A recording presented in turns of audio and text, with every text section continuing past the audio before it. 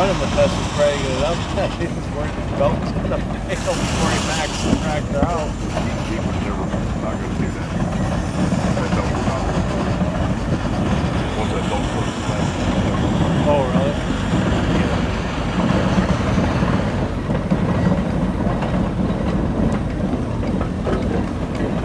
I even feel like the actual sales claim was like 6,000 or 8,000 pounds of 67 grade or something. Yeah, we're every bit of a yeah, a generous 6, I would say.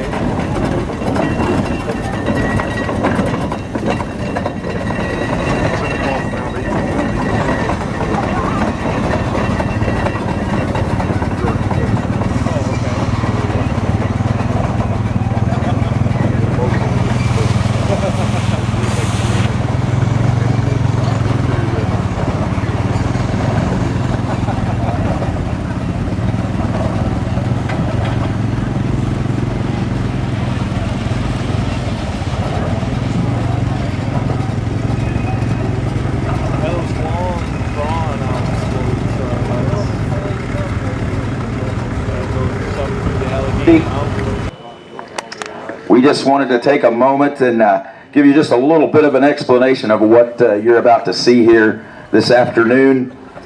In 1907, the J.I. Case Thrashing Machine Company came up with a design, and they thought that they needed to build the largest steam traction engine in the world to compete with any competitor in that arena space at that time. What they came up with was this engine. They built 9 150 horse cases, and for many reasons to do with manufacturing and dissatisfaction with different parts, they decided to bring the engine back to the factory. Well, they decided to instead build the 32 horse case, which then became the 110. But the 150 lived on in the memories of all those that had been involved with it, and especially one man named Kory Anderson.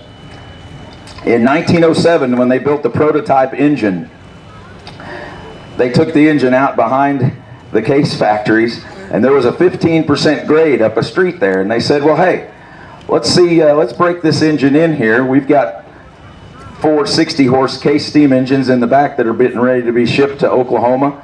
Let's put them on behind the 150 and just break her in a little bit. And so they took a picture of that event in 1907, and that picture went into the folklore and magazines and Thresherman albums for years to come, and outlived everybody that had ever been associated with the 150. Well, that picture was an inspiration to Kory Anderson whenever he was a young boy in his teens, and he was working on a 65 horse case and restoring his first steam engine, and he thought, and he dreamed that he needed to be the one to bring the 150 horse case back to life. And so over the course of the next 15 years of his life, he dreamed, he had a vision, he executed a plan, he became a pattern maker, he was a master machinist, and he single-handedly, with the help of many friends, put together this engine from nothing. But the designs that the case factory had that they found in the back room of the case plant on a visit many years ago. And so all these pieces came together over the last 111 years. Yeah. And last fall, at September 7th in Andover, South Dakota, they unveiled this engine to a very impressed crowd that most people never thought that this engine would ever be seen again, it would ever be built. But Kory defied the odds, and he put a plan into action, and what you see here today in this demonstration that you're about to see was done 112 years ago at the case factory in Racine, Wisconsin. So I believe I just heard the pop go off just a little bit ago, so she's sitting at 175 pounds. She's ready to go. All the engines are in line. They're going to come up this hillside and make this turn up here and recreate this act. So get your cameras ready. I believe Kory's ready. You guys are about to see a show.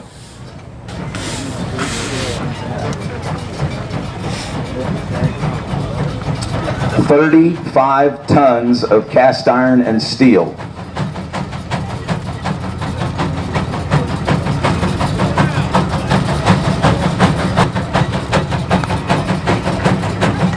Those drivers are 8 foot tall by 54 inches wide.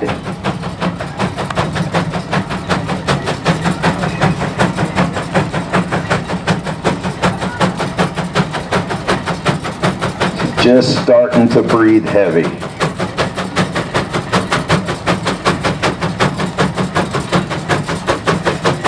Each one of those 60 horse cases weighs in the neighborhood of 20 to 25,000 pounds. So he's pulling over 100,000 pounds up this hillside.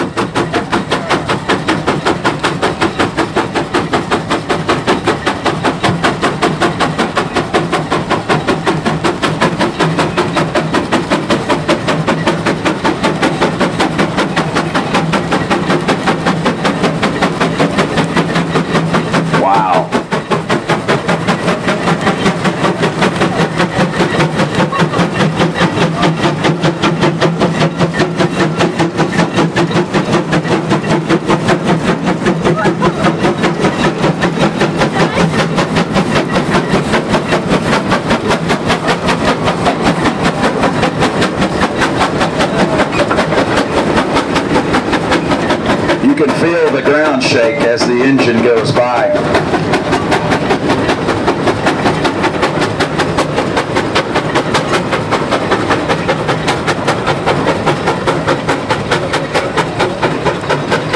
You'll notice all of the engines have their reversing levers in the neutral setting, and their clutches are out, so they're just pulling dead weight.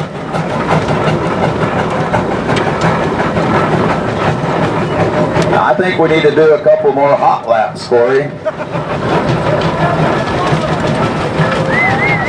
Everybody wave at our Western Minnesota Steam Threshing Reunion Queen. This is Lily Wall on the 30 horse case here in 3rd place.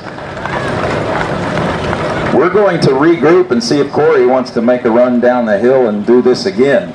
But ladies and gentlemen, thank you for being a part of Western Minnesota Steam Threshers Reunion in the 2019 J.I. Case Heritage Foundation Expo.